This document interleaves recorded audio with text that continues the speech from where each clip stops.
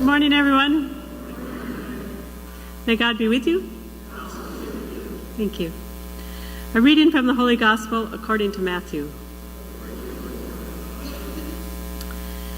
Jesus began to show his disciples that he must go to Jerusalem and suffer greatly from the elders, the chief priests, and the scribes, and be killed, and on the third day be raised. Then Peter took Jesus aside and began to rebuke Jesus. "God forbid, Lord, no such thing shall ever happen to you." Jesus turned and said to Peter, "Get behind me, Satan. You are an obstacle to me. You are thinking not as God does, but as human beings do." Then Jesus said to his disciples, "If you wish to come after me, you must not deny your very self. Take up your cross and follow in my footsteps. For if you wish to save your life, you will lose it. But if you lose your life for my sake, you will find it. What profit would you have if you gained the whole world and forfeited yourself? Or what shall you give in exchange for your life? For the Son of Humanity will come with the angels in the glory of God, and will repay all according to their conduct." The Gospel of the Lord.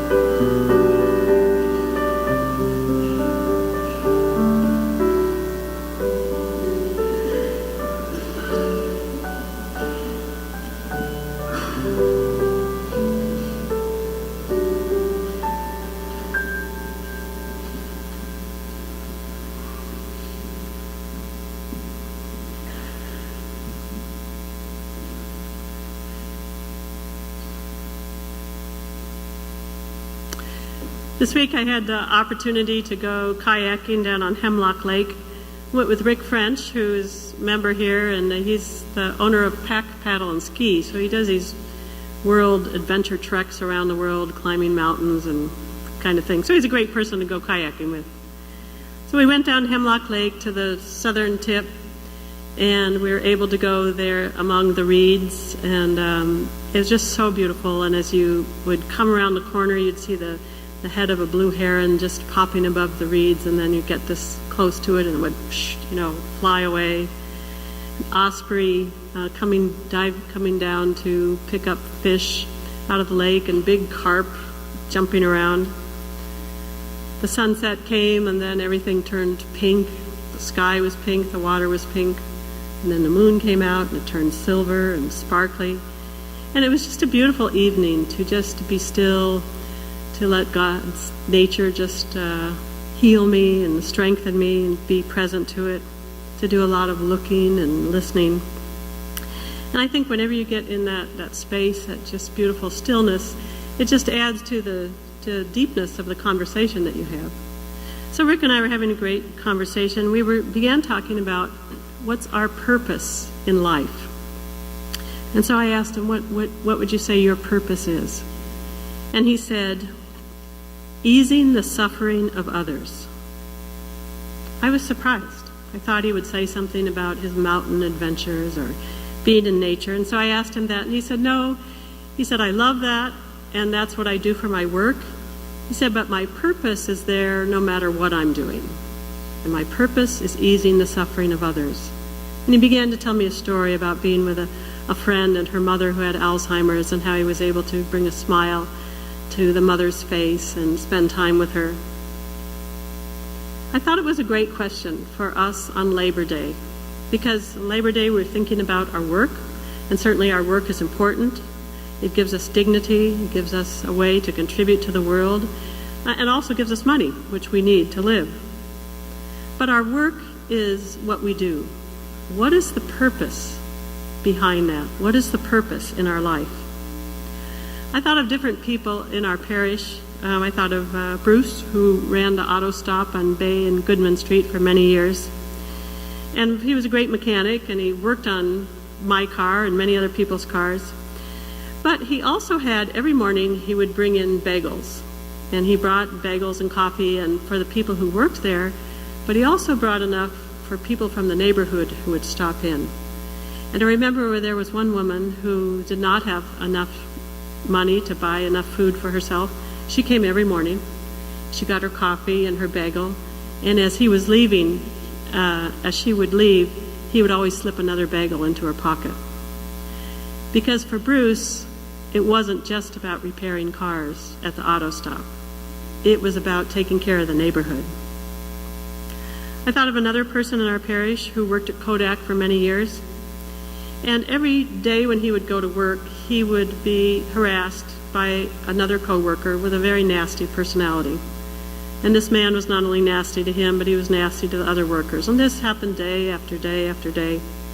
And he told me that one day he just felt so angry at this man, just felt a rage towards him. And so he decided to just leave, and he stepped outside and just feeling this intense anger. And he just prayed and he asked God to just take away this anger that he felt towards him.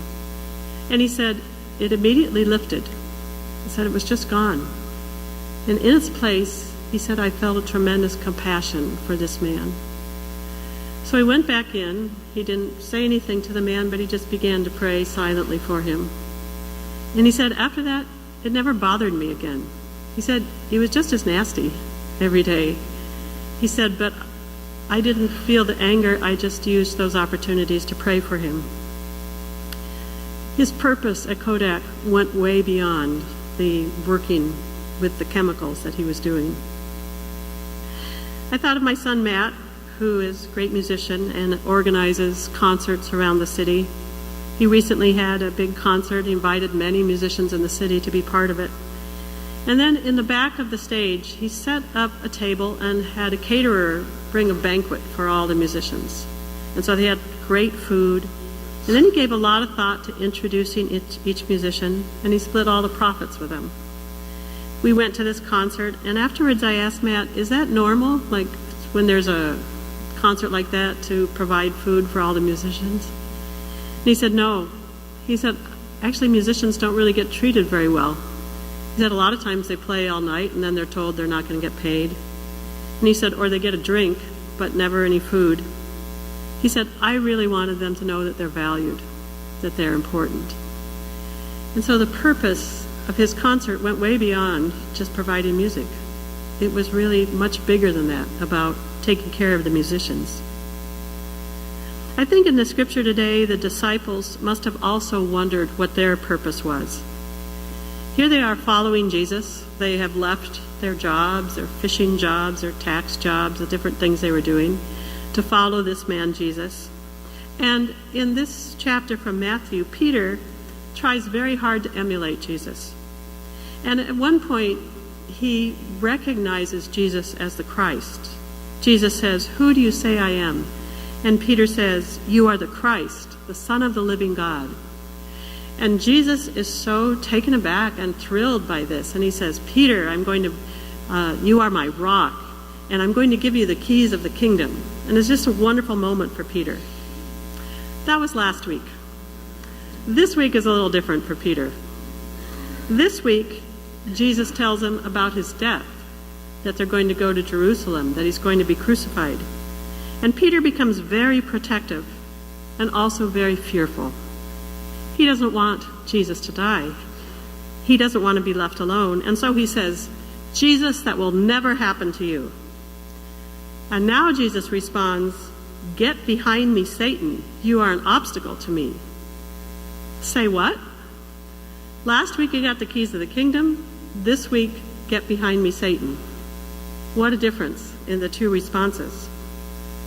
Jesus says, you are thinking like a man, not like God. You are thinking like a man, not like God. Well, what is the difference? How do we think like a man and how do we think like God? I don't know if I can really tell you how to think like a man, so let's say human being, okay? Peter, the human being, is concerned for his safety and for Jesus' safety. He's concerned for their well-being, that they have enough to eat, that there's a place to sleep, that they are popular, that Jesus is well-liked, that they have the authority they need to do their work, that they have enough money. This is Peter the man. Peter, the follower of Christ, is thinking about different things. He's thinking, what is my purpose? How do I share God's love? How do I heal? How do I forgive? When Jesus says, get behind me to Peter, he's saying, remember, Peter, I am the leader. You are following me. Don't tell me what to do. Follow me. Listen to me. Let me be the guide. And when we do that, when we follow Jesus, there is a cost to that choice. And Jesus describes that cost today as picking up your cross. Now that would be a powerful metaphor for these disciples, because the Romans punished those who would oppose the Roman Empire with crucifixion.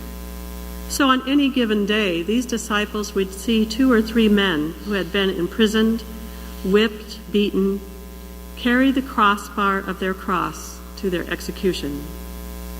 Those men would be hung on the cross in front of the gates of the city and left there to die as a warning to everyone not to oppose the Roman Empire. So this is a powerful image that Jesus is giving them.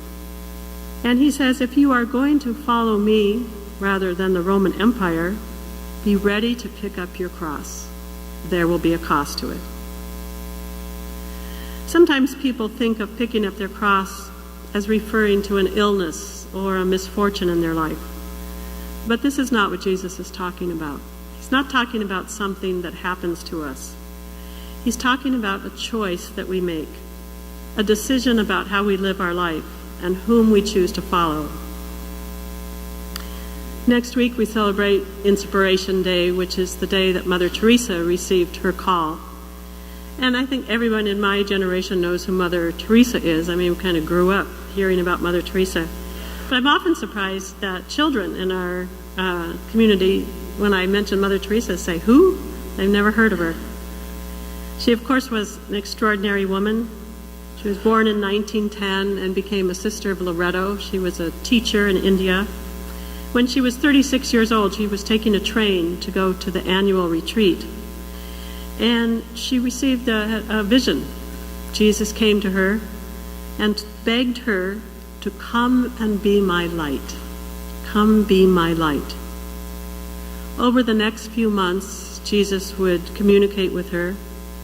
He shared his pain at the neglect of the poor and his thirst for the connection or the love of the poor. And he asked her and guided her to have a ministry to them. It took her 2 years to get the Sisters of Loreto to let her do this. She finally did go to the streets of Calcutta, and every day she went out, as she said, to find the unwanted, the unloved, and the uncared for. Eventually, her former students that she taught would join her. And in her lifetime, every day, she witnessed to the joy of loving, the dignity of every human person, the value of little things done with great love, and to the amazing healing of God. But after she died, we learned that she also suffered from feeling separated and even rejected by God at times. Just had a deep longing for God's love and to be reconnected to that moment when she experienced that message from him. But she never gave up on the mission that he gave her, come be my light. She had dedicated her life to it. Jim Smith, who runs our prison ministry, said one time, there are 2 conversions in life. The first is a very joyful conversion to following Jesus. And he likened it to his own life when he was in his early 20s. He was in a boating accident that almost took his life. And he came back from that and started attending youth retreats, young adult retreats. He met his wife, Julie, met many other young people that were Christians and were interested in living their lives in a very beautiful way. And he said it was so exciting and so fulfilling for him. Then he started working for the prison ministry. He said it was very hard. It was undermined by a co-worker. Some of the ex-offenders didn't like him. There was no money to do the ministry. It was really, really difficult. And he said that was his second conversion, to realizing that it can be very challenging to follow Christ.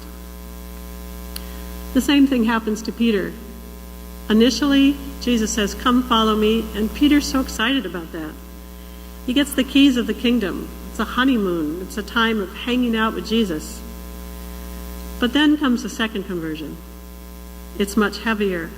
It's harder. There, Jesus is going to die. And so it is for us. When that second conversion comes, it challenges us.